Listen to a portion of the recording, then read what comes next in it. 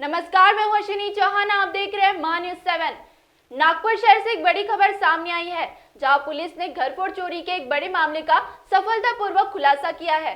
Police थाना कलमना की team ने तकनीकी जांच, सीसीटीवी फुटेज और गुप्त जानकारी के आधार पर कार्रवाई करते हुए चोरी करने वाले गिरोह को गिरफ्तार किया है।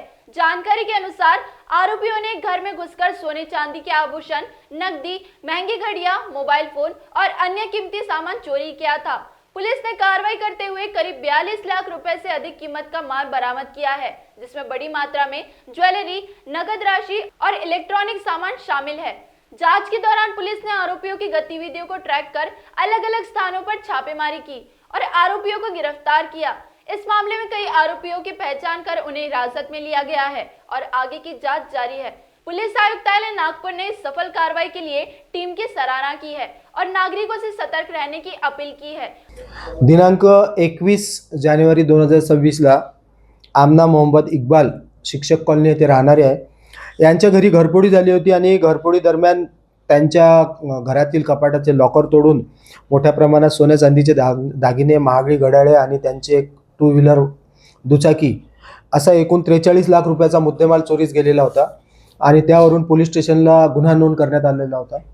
एकूणच मोठे घरफोडी असल्याने झोन 5 चे माननीय पोलीस उपायुक्त श्री निकेतन कदम साहेब यांनी पोलीस स्टेशनला तसेच घटनास्थळाला भेट देऊन आमची टीमला व्यवस्थित मार्गदर्शन केले आणि एक स्पेशल टीम या गुन्ह्यासाठी पोलीस उपनिरीक्षक रामलोड आणि त्यांच्यासोबत त्यांचे पोलीस हवालदार प्रदीप पवार, मंगेश लोई, रविकुमार शाहू, संतोष पांडे, अनिल जाधव आणि प्रफुल्ल गोहोकार अशा अंमलदार आणि आमचे तपास पथक प्रमुख श्री रामलोड साहेब यांच्या नेतृत्वात माननीय पोलीस उपायुक्त श्री निकेतन कदम यांनी एक टीम तयार केली आणि त्या टीमला त्यांनी वेळोवेळी मार्गदर्शन केलं, तपासाची दिशा दिली आणि त्यावरून आमच्या टीमने जवळपास परिसरातील 150 ते 200 सीसीटीव्ही कॅमेरे तपासले.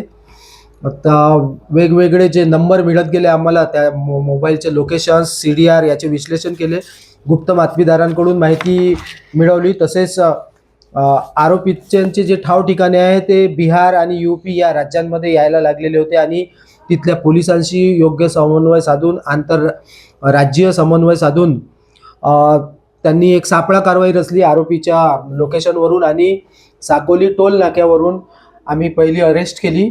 मुख्य आरोपी याला आम्ही अरेस्ट केलं आणि त्याचा PCR घेऊन इतर त्याचे साथीदार आरोपींना सुद्धा अटक केली आणि सर्व आरोपितांचा PCR घेऊन या गुन्ह्यात चोरीस गेलेले सोन्या चांदीचे दागिने जवळपास 35 तोडे 34 तोडे सोन्याचे दागिने, चांदीचे दागिने, प्लॅटिनमचे दागिने, फॉरेन करन्सी, रोख रक्कम 5,18,280 रुपये, इलेक्ट्रॉनिक वस्तू, मोबाईल्स, तसेच चोरीस गेलेले दुचाकी वाहन आणि लक्झरी काही वस्तू होत्या, रोलेक्स आणि रॅडो कंपनीच्या घड्याळी होत्या. त्या घड्याळी असा एकूण 42,74,870 रुपयाचा मुद्देमाल आरोपितांच्या ताब्यातून जप्त करण्यात आलेला आहे आणि जवळपास चोरीस गेलेल्या मुद्देमालापैकी 80% मुद्देमाल आम्ही आतापर्यंत रिकव्हर केलेला आहे. यात एकूण 5 आरोपी आम्ही केले. त्यामध्ये 3 चोरी करणारे जे आरोपी होते त्यात इरफान शमशाद अन्सारी, राहणार भांडेवाडी, समीर निजाम अन्सारी, राहणार राणी सती सोसायटी, शंकरजीचे मंदिर मागे पार्टी, एक विधी संघर्षित बालक होता आणि 2 सोनार, अनवर अजगर अली आणि प्रमोद कावळे यांना सुद्धा आम्ही नमूद गुन्ह्यात आरोपी केलेले आहे. गुन्ह्याचा तपास अजून सुरू आहे.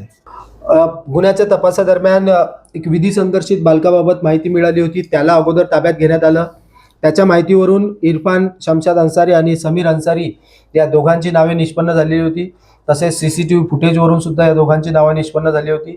त्या दोघांकरता आमची PSR रामलोड आणि त्यांची टीम जवळपास 4 वेळा UP आणि बिहार या राज्यांमध्ये जाऊन आलेली आहे. वेळोवेळी आरोपितांनी चकमा देऊन आरोपी आमच्या तावडीतून निसटलेले आहेत. असंच एके दिवशी त्यांची माहिती मिळाल्यानंतर आरोपी इरफान शमशाद अन्सारी याला साकोली येथे सापळा रचून सर्व ट्रॅव्हल्स चेक करीत असताना एका ट्रॅव्हल्समध्ये तो मिळाला आणि त्यानंतर संपूर्ण तपासाला एक दिशा मिळाली. आरोपी इरफान शमशाद अन्सारी आणि समीर निजाम अन्सारी या दोघेही रेकॉर्डवरचे आरोपी आहे. यांच्यावर यापूर्वी सुद्धा घरफोडीचे गुन्हे दाखल आहेत. त्यांचं मोडस म्हणजे हेच की चोरी करण्याच्या सवयीचे आहेत. त्या दिवशी फिर्यादी रात्री दरम्यान घराला लॉक लागले असताना यांनी ती घरफोडी केल्याचे निष्पन्न झालेले आहे.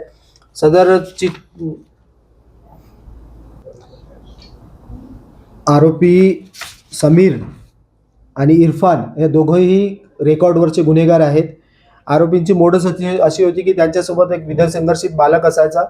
त्या बालकाकडून ते अगोदर बंद घरांची रेकी करतात आणि त्यानंतर त्या ठिकाणी ट्राय करतात चोरीचा. असाच त्या दिवशी त्यांनी रेकी केली अगोदर घराची आणि त्यानंतर घराला लॉक असल्याने त्या ठिकाणी त्यांनी चोरी केली. मान्य 7 के लिए कैमरामैन प्रवीण सूर्यवंशी के साथ रितेश बोरकर की रिपोर्ट, नागपुर।